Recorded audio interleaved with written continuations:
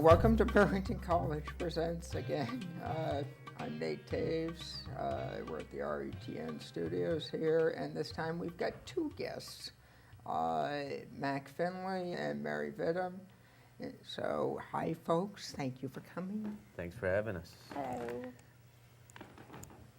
Hello. Now, Mack and Mary were both instrumental in a thing called the Recon Soiree, but it's a once a month then? It's about once a month. It depends on how the semester's laid out. But yeah, they're a multimedia event. We usually have film, music, poetry, music. Did I already say music? Yeah. It repeats. Yeah, right. Usually more than one musician. And then a lot of times too, we'll have an opening at the gallery at the same time. Yeah, our last show, don't know if you've seen it or not yet. I haven't caught it yet. Okay, well, I'm sure you will at some point. But our last show, our guest was just asked to display at some point her photographs. Ashley LaRose. Ashley LaRose, yeah. So you guys might be teaming up in that regard, I guess. Yeah, I think actually she's going to show a slideshow similar to the one she did here today at the Recon in January. Okay. And now you usually just do poetry at these things, right? I've read poetry, poetic essays, and then I've had there have been a couple times when I've had stuff showing in the gallery when I was reading also, paintings. And Mary also did all the organizing for them for the last academic year. Yeah, well, I know that you were having some tough times, which we can either get into or not, depending on how you feel. Oh, no, I took a break from it. I had been doing it for about a year and was kind of like a little bit burnt on it. And I think people at the school wanted to keep it going, and Mary had already been instrumental in that, and so she helped keep it going, too. I know you were getting pretty burnt out at one point as well, right? Or several points. Yeah, I would not say burnt out. No, I mean it was a lot of work, maybe? and I was emceeing it, and yeah, I had a lot going on in the semester. But in general, there are a lot of people involved. Peter Curtis is obviously involved in the gallery stuff, but he is also really involved in helping plan and pull stuff together for the Recon. And Anna as well, and Sarah Mel. Yeah. And Sarah Mel is Director of Student Services, for those who don't know. Right, and so those, usually the day or two that's preceding, it's a bunch of us are kind of running around and getting everything together, so it's generally not. And I think Mack and I have switched off, and then at different points been both actively people running around, so. Yeah. I know that you've been ready to run out the door a couple of times, but thankfully didn't. Well, it's one of those things. It looks like a casual thing while it's going on, but it takes a fair amount of preparation. And It's like anything else in life. right. Yeah. Right. Like the show, for example. But anyway, these are once a month, is it? Roughly? Just about. Yep. Yeah, and it's usually the first or second Friday in a month. We were doing them exclusively on first Fridays, but the community gallery at Burlington College has been used a lot more for a classroom this semester than it has in previous semesters. Because we're filling up, yeah. Yeah, exactly, and so and there are a lot of workshops and things like that for Friday night. So it'll fall sometimes on the second or third week. So But we try to get flyers and emails and things like that out, a couple of weeks in advance so people know. Yeah. Now, in addition to Recon Soiree stuff, Mack, you also are the author of a few books, Street Rat from University of Detroit Mercy Press. Yep.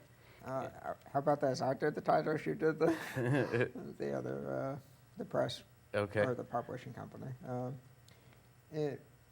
Pure Ether Funk.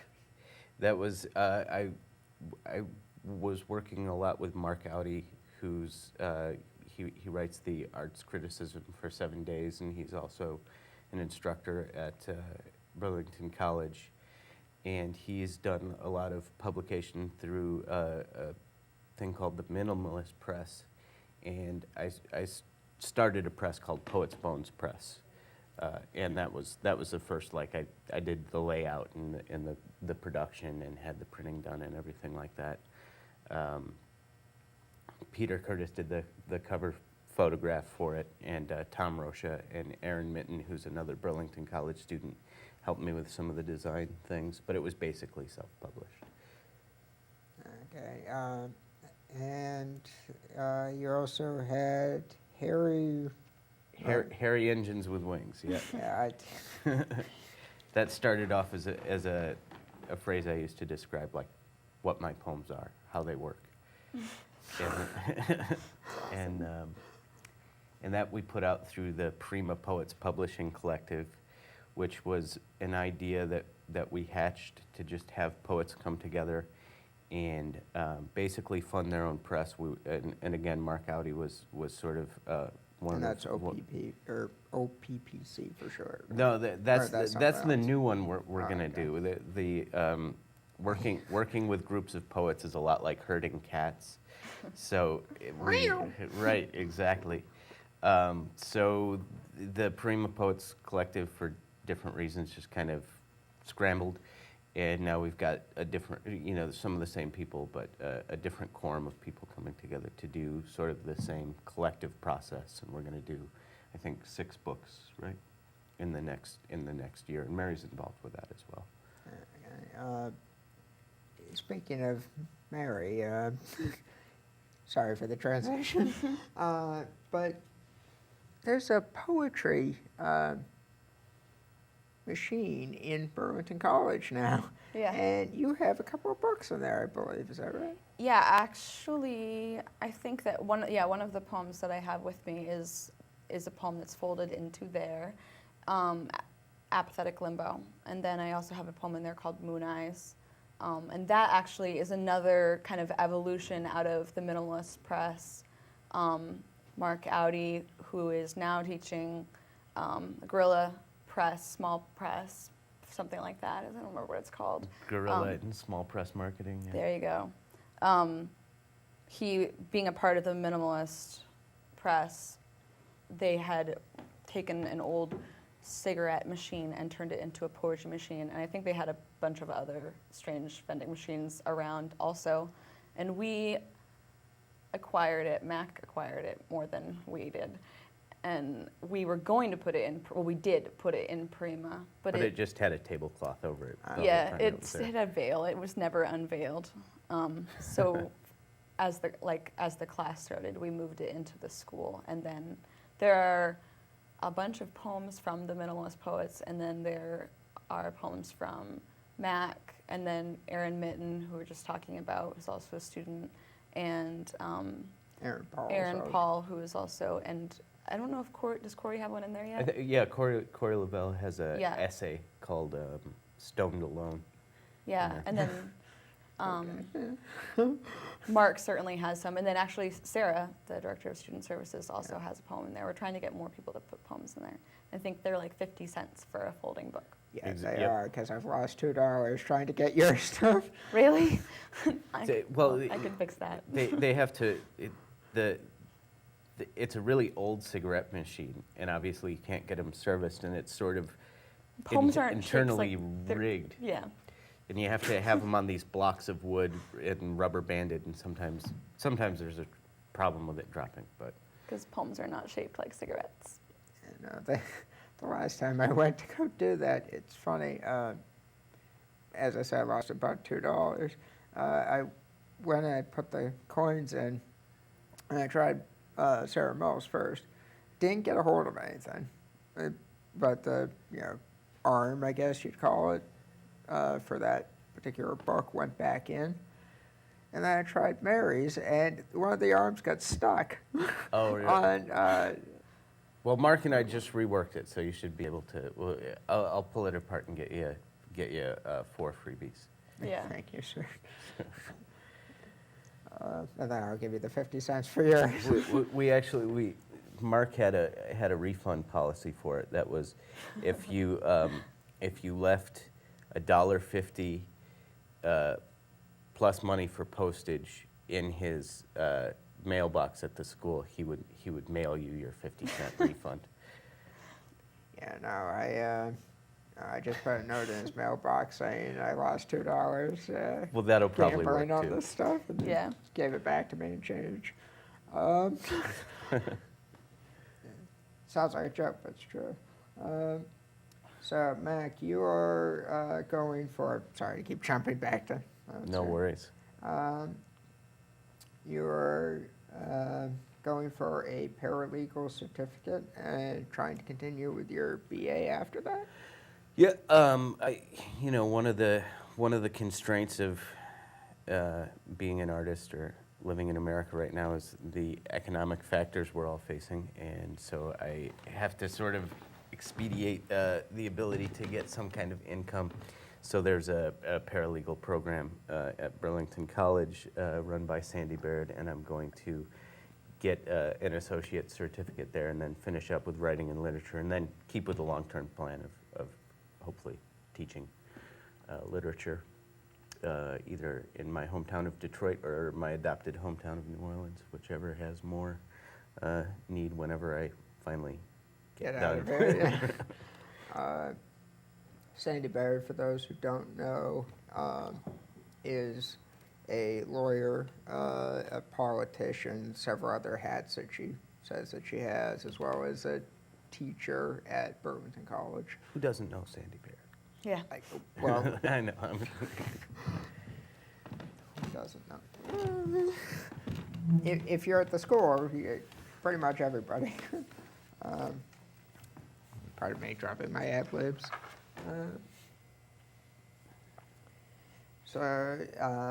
Mary, just so we can introduce your stuff here as well. You're majoring in writing and lit. I know that you also did audio and its production classes as well, and we're on kind of a guided independent study through that, weren't you? Yeah, I did. Well, I had a specific guided independent study that was, I think the name of it was Experimenting Sound or Experiments in Sound. And the idea was taking poetry and spoken word and combining that with audio recordings, both like for the purpose of mixing beats and sounds behind the poems in order to like accompany and sort of give it a different personality than it has when you just like read it or see it on the page. Most of my poetry is fairly sound oriented versus like it sounds better to read it aloud than it does to look at it on the page, and or at least that's how I feel, and that's how I like it, and so. Both of you are performance artists, right? Poetry, roughly.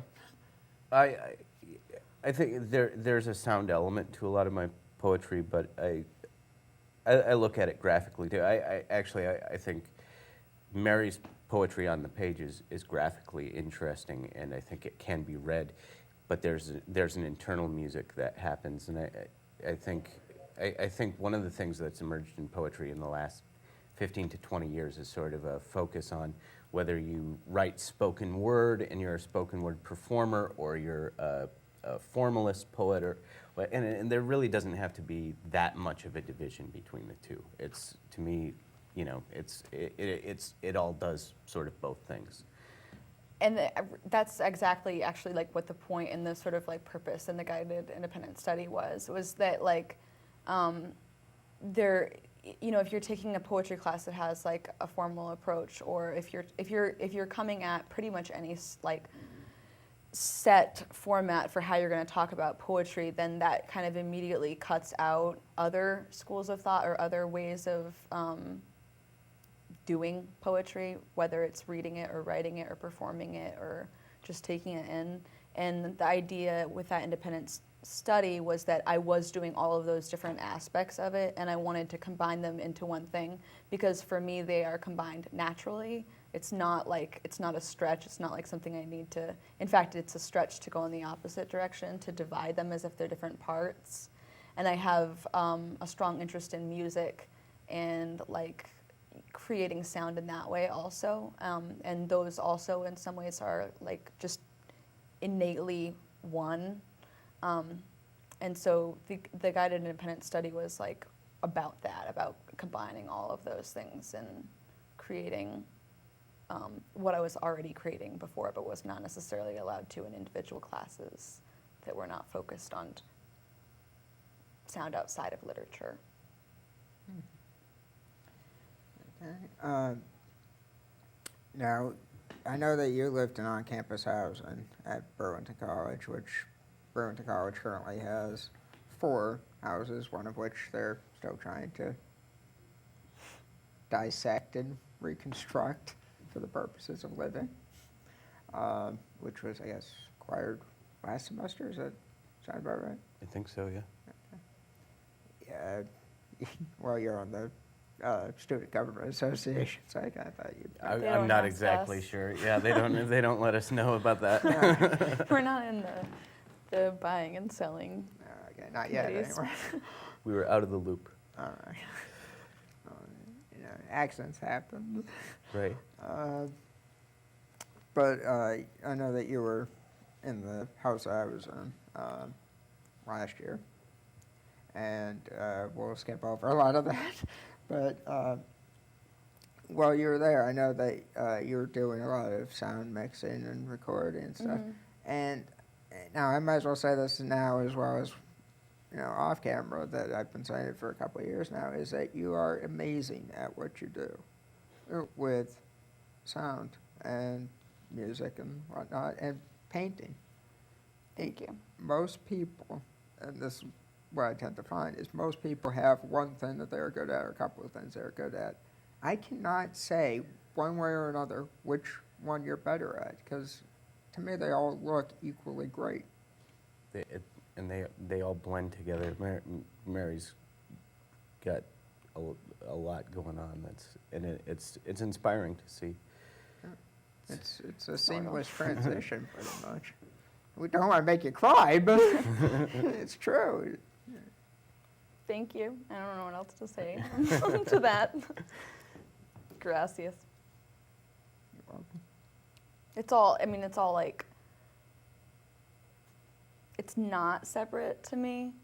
It's all together. Yeah, and I mean, it's just like I don't think that I could say which media or art form or even area, even genre, or like anywhere in there that I could say that I feel more passionately about this one than that one.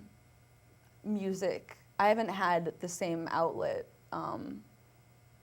for music as I do with the others, like academically, but which is, I think, a part of why I started incorporating sound of music into my like poetry, so that it became part of my academic work.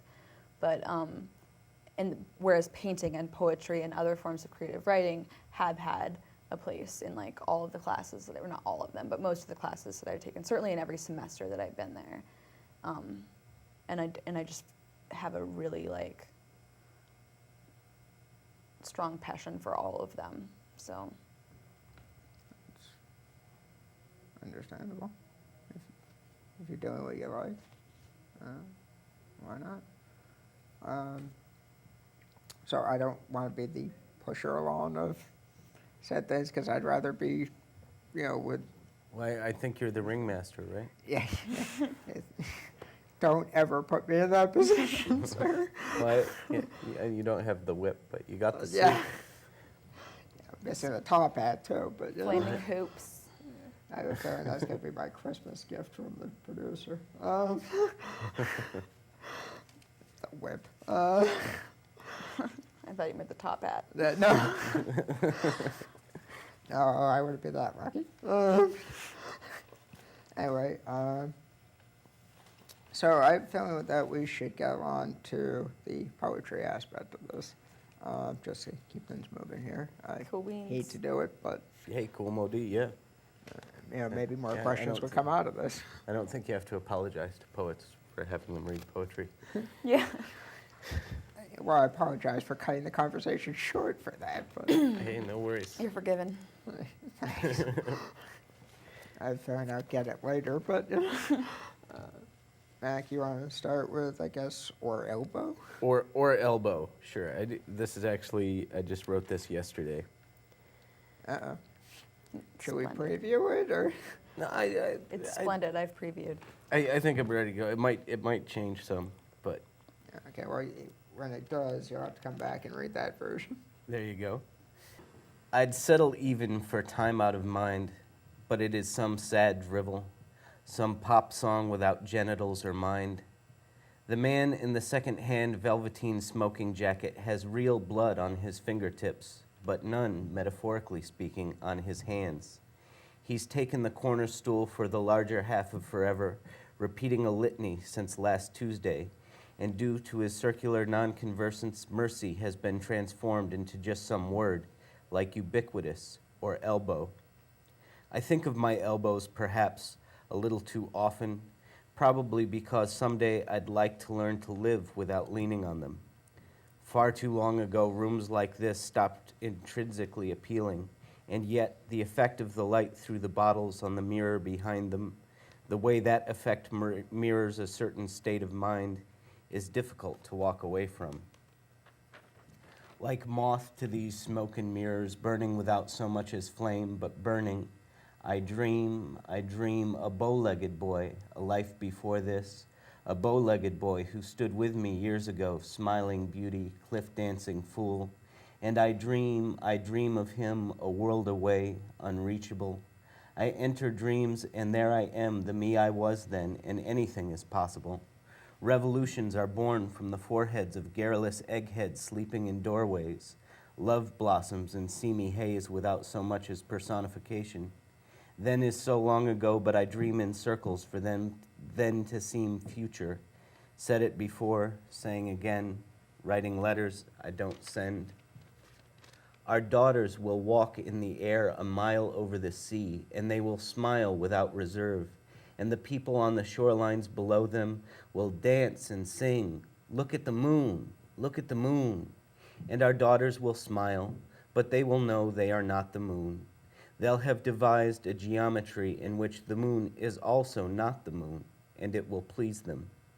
Our sons will long outburn the fires that are coming, and when they've eaten, they'll rest. Mercy will still be a strange quality, but also just a word, like ubiquitous. All right, I got a couple more things somewhere down in here.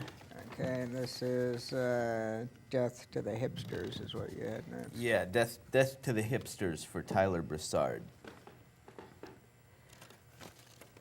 I am nostalgic for this apocalyptic orgasm pursued by the ancients. They must have had it somewhere in the western sky, and we must be its tribe's descendants. I am waiting in line for my newer, better 99-cent burrito, and I can't hear over the din of the hipster children wearing crowns like bad hairdos. The market crashes all around us, and they shrug their shoulders, hawking ignorance as nonchalance. When they become unable to drag their hooded sweatshirt sleeves through decorative soy sauce, they will be instantly transformed into perfectly unquestioning soldiers. In the wilds, the present plays as the past for us. The wicked indulgence of any city scars the sky with its pyres, and we are praying godlessly for a great rain. The music that comes to us secondhand is electrified. It confuses the children and stretches their bodies into listless, deflated blue balloons at the roots of the trees of knowledge and life, respectively. To re-inherit the wind, we must set our best-fed architects to design a newer, better criminality. Our thievery can wrest the sky from the hands of the God-fearing and the sane. And that is that one. And then you have 7 Days of the Cuckold. 7 Days of the Cuckold, yes. And do you want to explain that title before you go, or, No. or would you rather wait till No, after? no, yeah. Never. Well, Sorry. the word cuckold itself is an antiquated word. It's a Elizabethan word that basically refers to a man who's been cheated on. And in Elizabethan cosmology that was later adopted by the French playwright Molière, cuckolds grew horns from the center of their foreheads, which kind of figures into the thing. So Okay, so seven. we're gonna hear a horny poem. Huh? Yeah, right. 7 Days of the Cuckold. The breakfast table is strewn with political apparatus. The confusion of night hangs in the corners of eyes, and soon too much of the day has gone by to achieve positive result. My books are scattered around town, and my former landlord has stolen my furniture. I live in the healthiest city in an unhealthy country. The newspaper tells me our city is healthy because our citizenry is richer, younger, and smarter. I've begun to age very rapidly. I cough, shake from want, forget things, and fall asleep at inconvenient points during the day. The local newspaper is but one apparition of betrayal. No one is singing to me these days. My masters find new pupils, my children out of town for the holiday. Part of the problem is the unfortunate horn which has sprouted from the middle of my forehead. It's so antiquated that the citizenry is unsure what to make of it. Some of the kids at the park think I'm a unicorn, but their parents understand the condition well enough to warn them away. One of the taverns in town nominates me as their sentimental favorite. I provide the target for their ring toss and slog down what I can when the sales are high. A friend poses me questions of honorable death. I quickly polish my horn and inform him that it is only through the embrace of despair that we will be allowed to become mythic creatures again. Where loneliness was a country whose language I didn't know, I projected a variable calculation of time and solved for myself in the X of now. Mythology aside, no one grows horns without preparations. When breakfast is finished, we compliment the councilman in the corner booth on his choice of soda. He is wealthy, healthy, young, the perfectly marketable variety of vapid man who will never, ever grow a horn. The Adonis preacher of Jeremiah epitaphs devises an excellent sign for my neck, and soon I am among the favorite buskers with the more esoteric night walkers. Still, I am nothing to the psychotic lech who dispenses haiku from the lovely hole in his throat. The proper merchants invite he and his consort to the marketplace. They invite him to roasts, make him fat with jams. Nor in truth can I compete with the human hymnal who dispenses cocktails part-time. The Holiday Post invites me to a fairly respected conference in the land of shade, and who knows, that may be the most logical thing.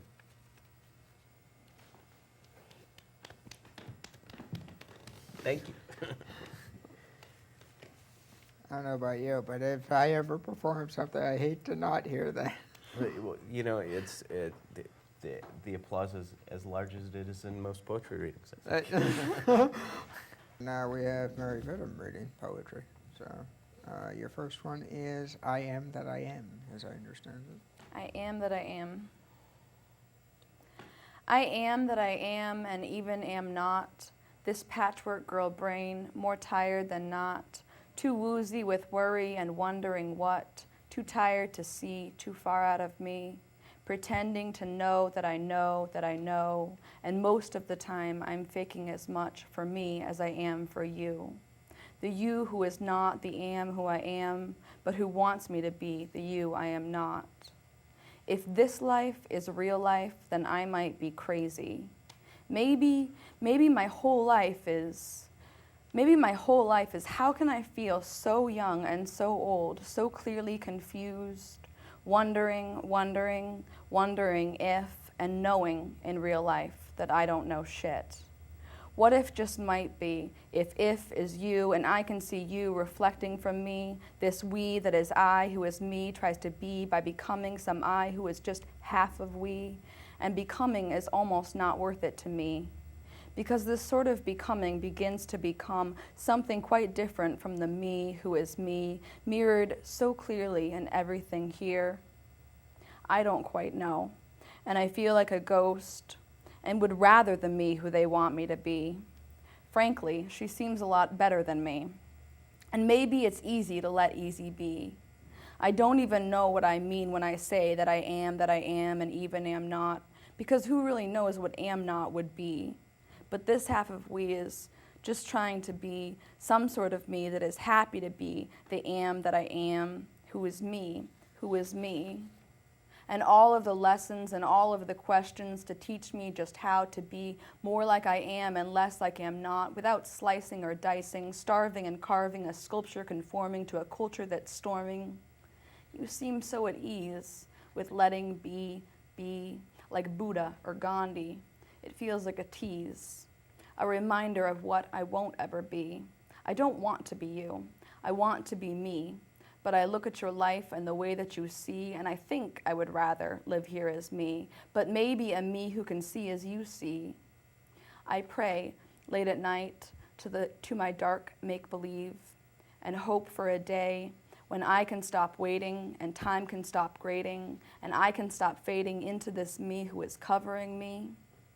I want some relief. I want to believe in the I conceive. In the night, I can't sleep. I pray for the tiniest kind of some sort of relief from the self that is self and somebody else who decides to reside right here inside of this me who I am and let go the am-nots until I am becomes the I that is me. And you have a apathetic limbo. Apathetic limbo.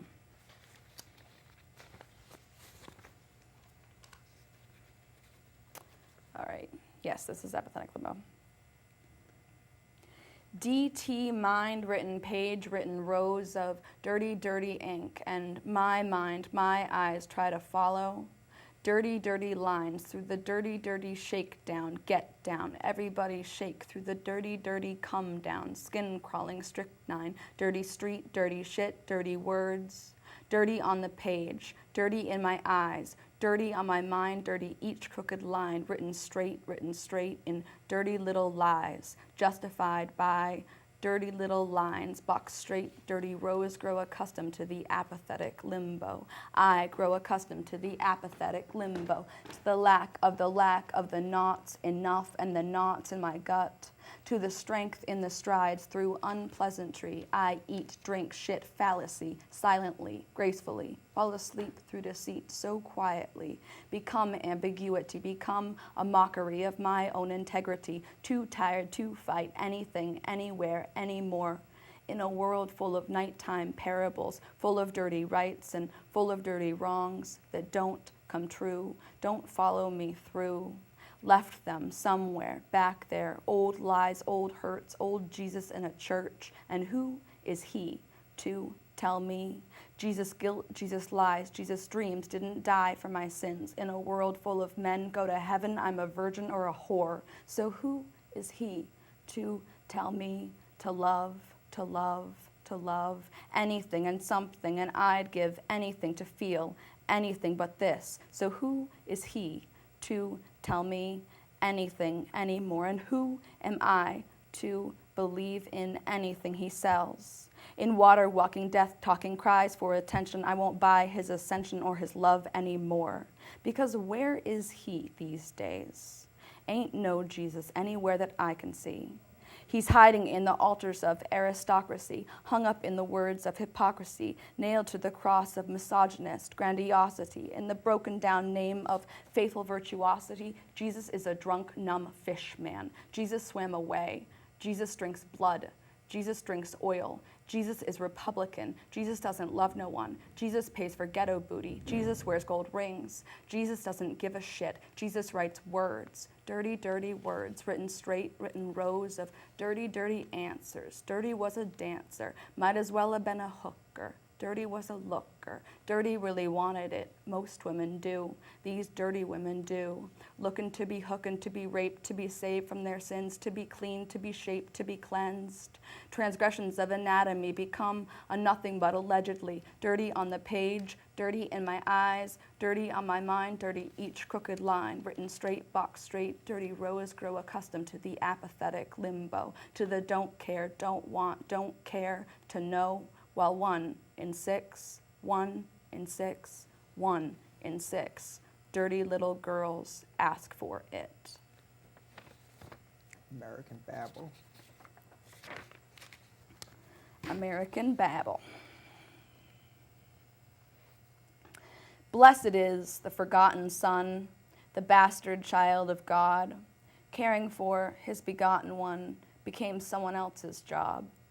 The internet is his best bet. I found a site for him. It offered up a Christian life, virtual redemption. Freely ye have given, but we charge a little bit. Even God's got to make a living, but he'll make you born again.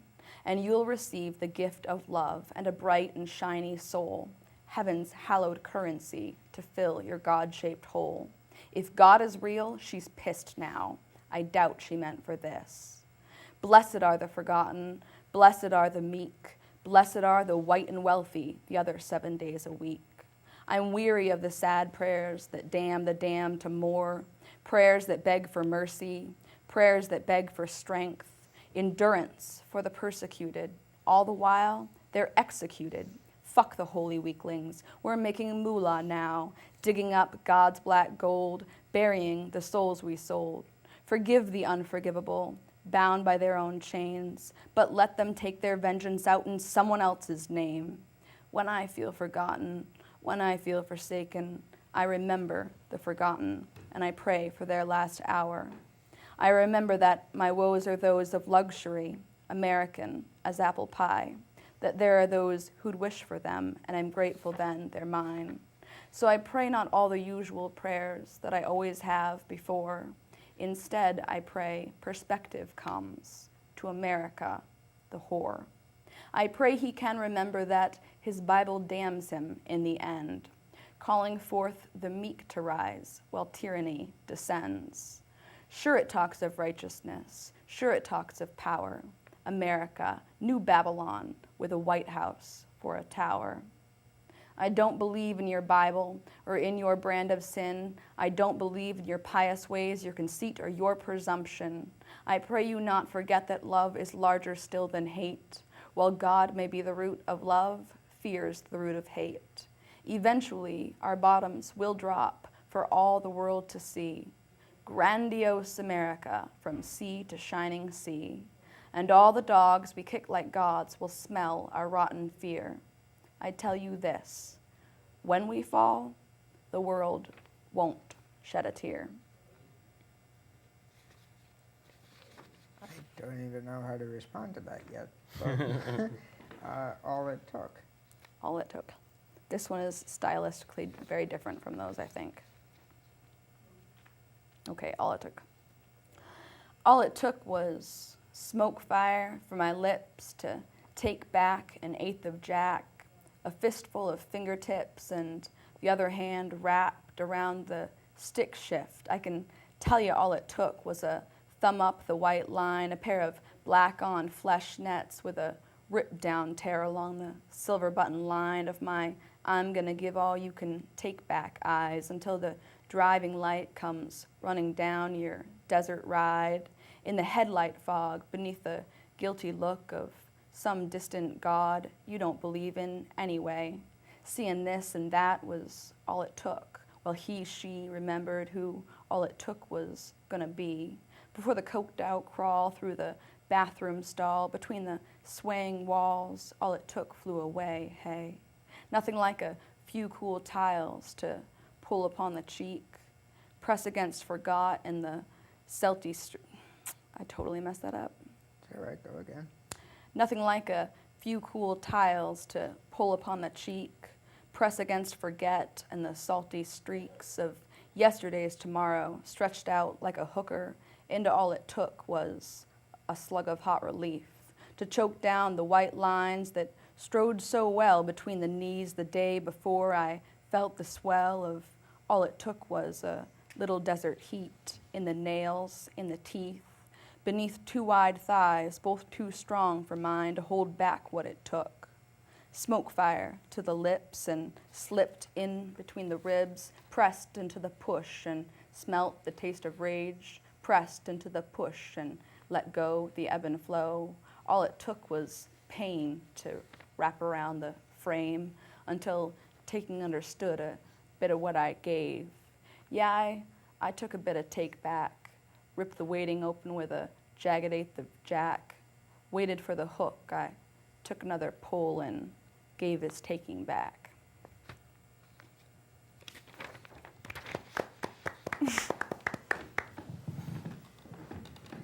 I've never been so self-conscious of clapping before. It's hard in a small room, right? Yeah. It sounds better when it blends in with everybody else's. You should get one of those tracks, you know, one of the, just press a Real little quiet button and tracks, We could have a laugh track too, laugh at really inappropriate times. right? Or Elbow struck me as a novel-esque writing.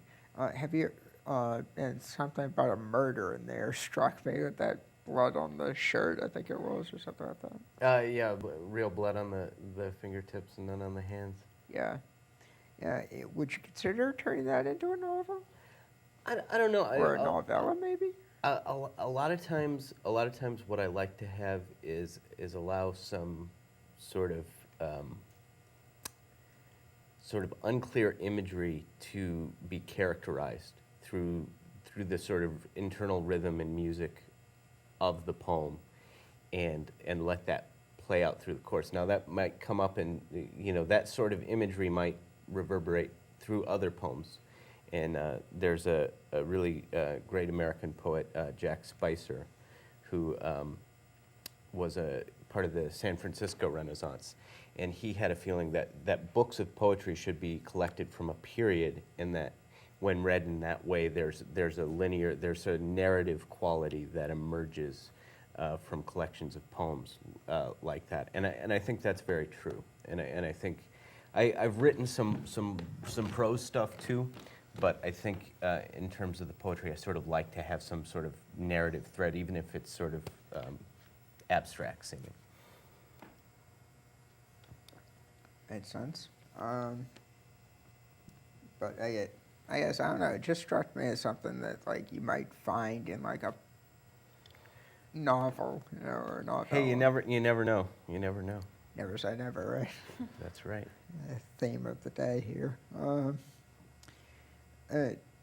Death to the Hipsters. Aside from the title being funny and somewhat ironic, apocalyptic orgasm? Norman Mailer has a great series of essays about the hipster, the white Negro being his term for the hipsters in his day, which would include, like, the sort of Beat generation, and he makes distinctions all over the place between them. But he talks about the nuclear age creating, I think I just did the George Bush pronunciation of that Pretty word. sure.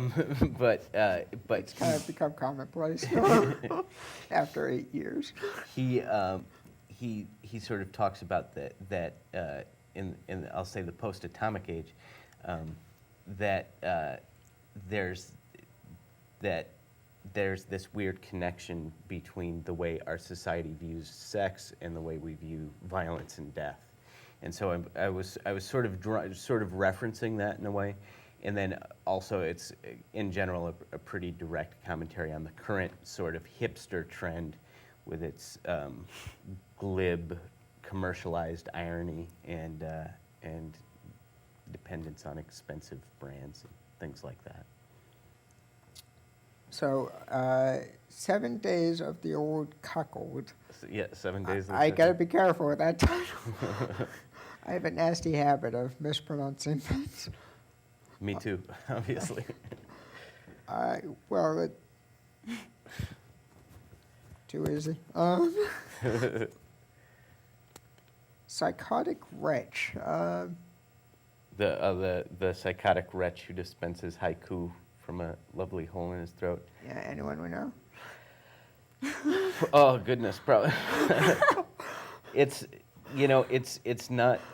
not so much specifically an individual as a sort of artistic type, or a type of person you would find in any art scene, but specifically in poetry scenes. But not really, sort of a general characterization as opposed to like, I was talking about so and so. Oh, okay. Stands to reason. And back to death of the hipsters again. Not to keep beating them to death or anything.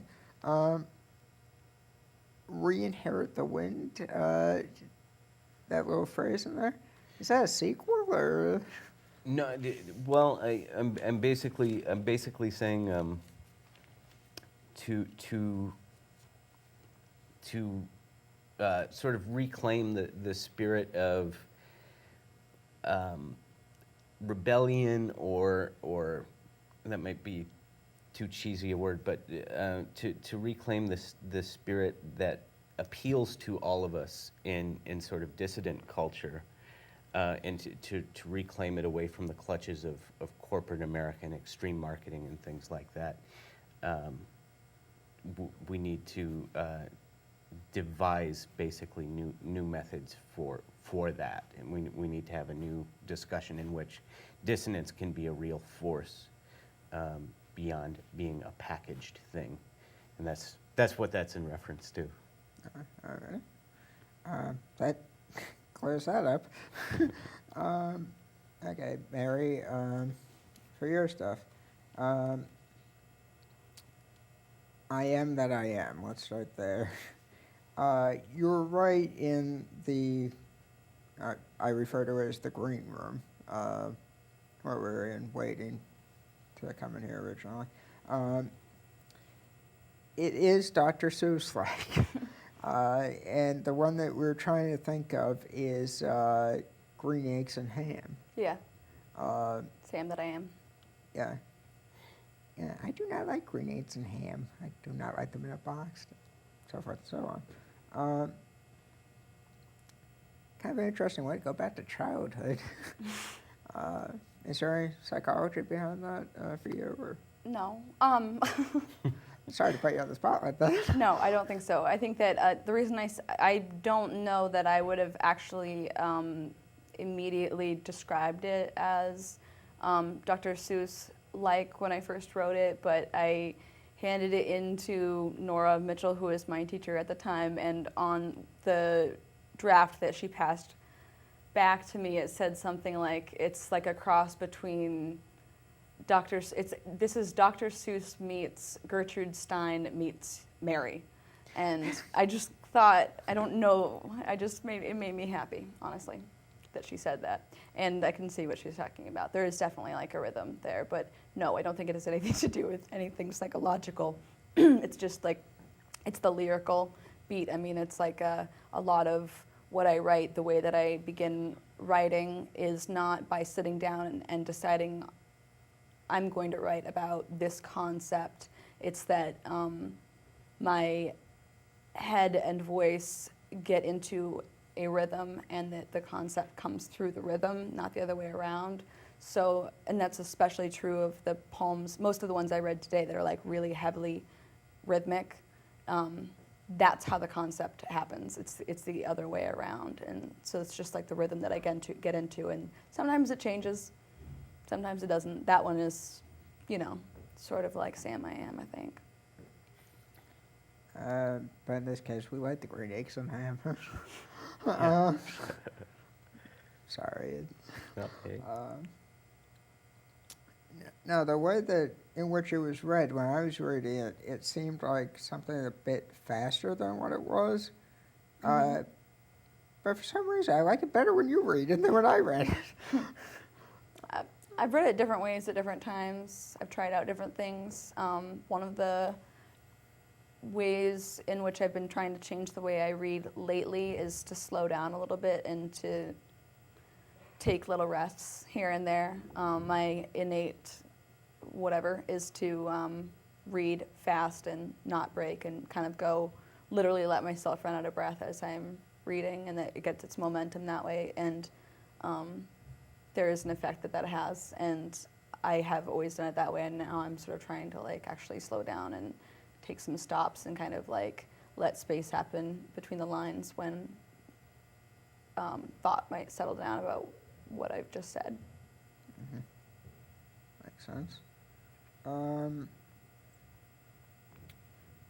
Now, let's see here. Apathetic limbo. Let's go to that. This has sort of a religious theme to it of sorts, albeit a little different religious theme, as did American Babel. Now, have you seen the Kevin Smith film Dogma? Yes. Okay. I don't suppose you'd cite that as a source for your... Not even remotely. Okay, because when you got to some of the points, it was like, that sounds like something that Kevin Smith might suggest for something.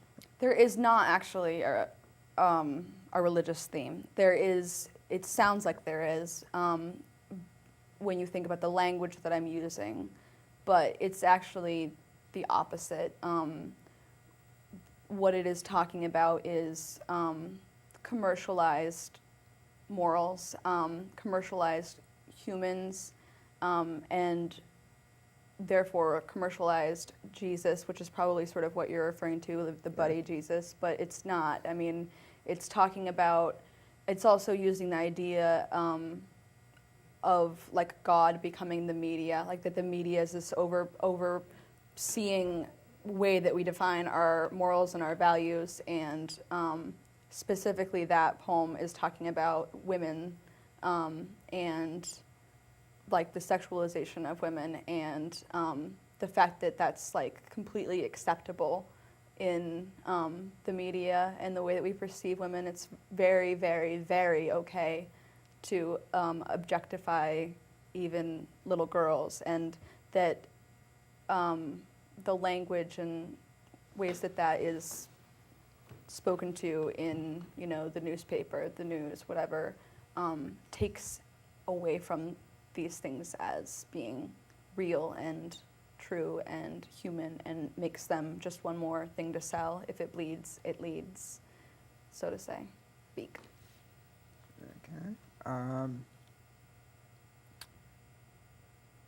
Yeah, I guess as like you and I had talked about before, however briefly at points, I don't agree with that whole thing of objectifying women.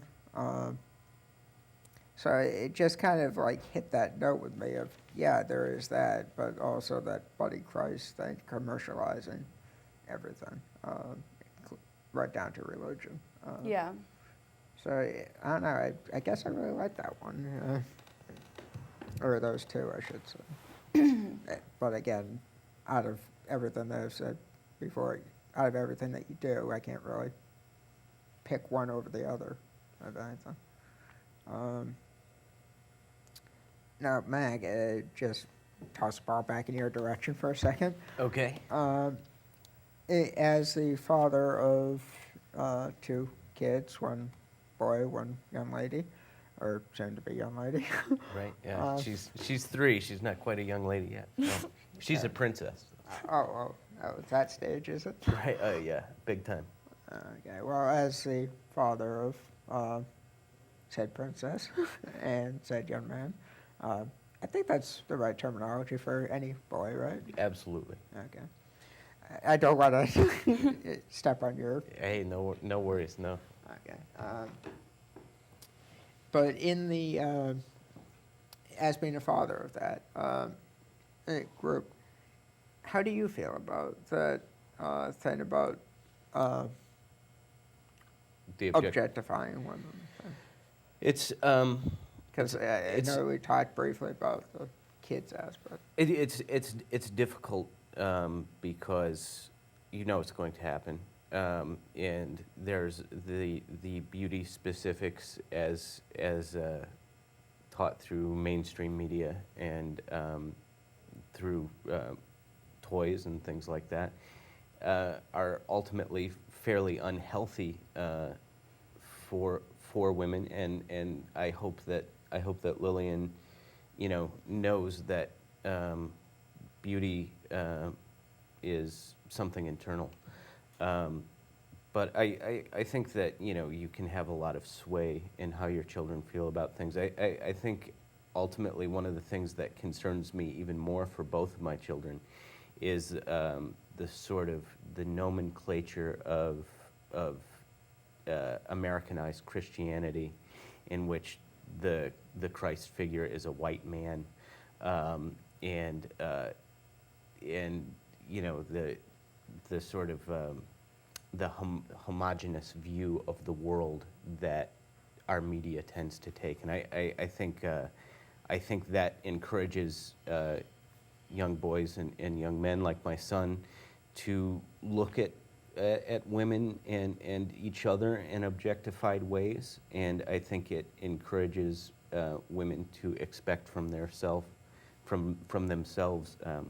something objectified and specific, and hopefully, and it's one of those things that everybody develops differently. Hopefully, they'll develop their own comfort level with all of that, and keep me a part of it. As a parent, I'd imagine you want to try to keep in touch with your kids throughout. And oh, word, yeah, totally, definitely. Anything you'd like to add to this, or as like a? I know you've My sat opinion first of Mack's kids before. parenting. Just kidding. I was just kidding. Well, if you want, I mean, I'm not going to stop you. No, I was thinking while he was speaking that he was in some ways saying what I was trying to say when I was talking about epithotic limbo, and I was also just thinking about his poetry and my poetry and like the concepts. And one of the problems in trying to explain a poem is that that's why it's a poem. You can't explain it. There are so many ideas. Like, there is not a set narrative. I can't say to you the message of this poem is this thing. It's like there are associations and ideas and concepts and visual aspects and sensory things that are, intuitive, and that's what makes poetry separate from prose, is being able to allow for that abstraction to exist and to not know, like a puzzle that you don't always have to solve, sort of. So I guess I just wanted to add that more about like the conversation about poetry and what the poems are about, and like the different wordings and associations. That's like, I think that's what it is. It's not knowing always, and it's different, hopefully, in how each reader is like affected, like their associations. It opens up something that is not allowed for in the structure of prose sometimes. We have so much more that we could potentially go with, but being as it is, we'll have to have you guys back. Great. So would you be willing to come back, Mack? Sure, yeah. Mary? And Thank you. Thank you both. Thank you. And this is Taves signing off again for Burlington College Presents. See you in the next reel.